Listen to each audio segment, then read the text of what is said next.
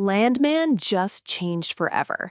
Episode 9, titled Wolfcamp, isn't just a wind down for the season. It's a seismic shift that resets the entire power dynamic of the oil patch.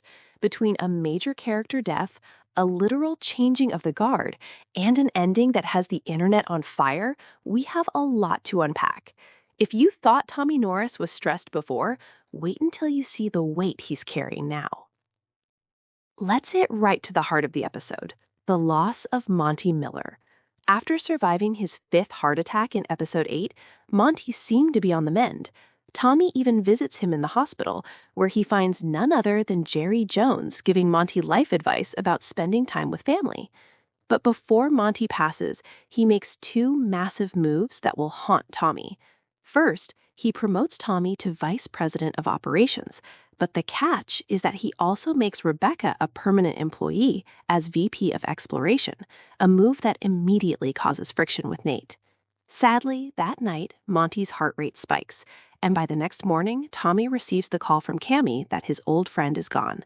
This death changes everything for Tommy's future and his freedom from being under Monty's thumb.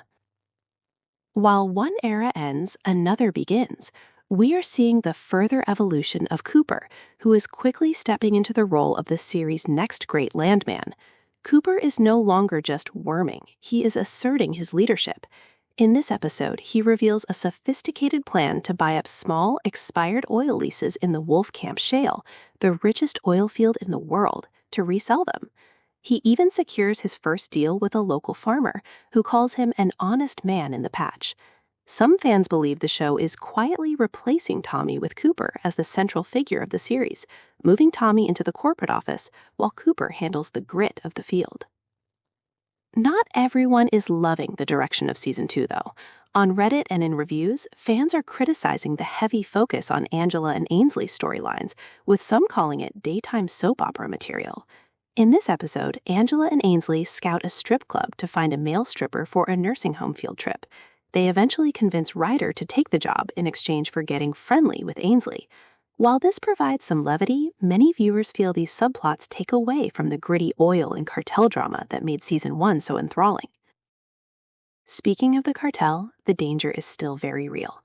The episode opens with the National Guard yelling at Tommy because they accidentally killed a driver in a training scenario. Tommy has to clean up the mess, confirming the driver was a smuggler.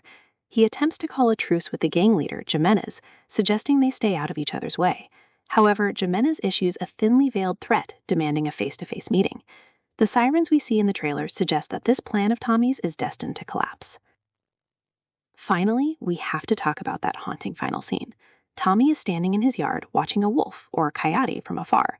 Just as he's admiring the creature, his neighbor shoots it, complaining about predators killing pets. This scene is thick with symbolism. Some fans think the wolf represents Monty, and the gunshot represents Tommy's sudden loss of protection. Others see it as a metaphor for the wild nature of the oil patch being killed off by domestication and civilization. And then there's the music. The song playing during the scene set off a firestorm on the internet. For weeks, people thought it was a ZZ Top track, but it was actually an original composition called Wolf Song by the show's composer, Andrew Lockington. He even sang it himself. It's now available on Spotify if you want to relive that heavy, melancholy moment. With the finale just around the corner, survival is now the goal. Will Tommy survive the cartel? Can Cooper handle the Wolfcamp Shale? And most importantly, will the show return to its gritty roots in Season 3? Let us know your theories in the comments. Don't forget to like and subscribe for our full finale breakdown next week.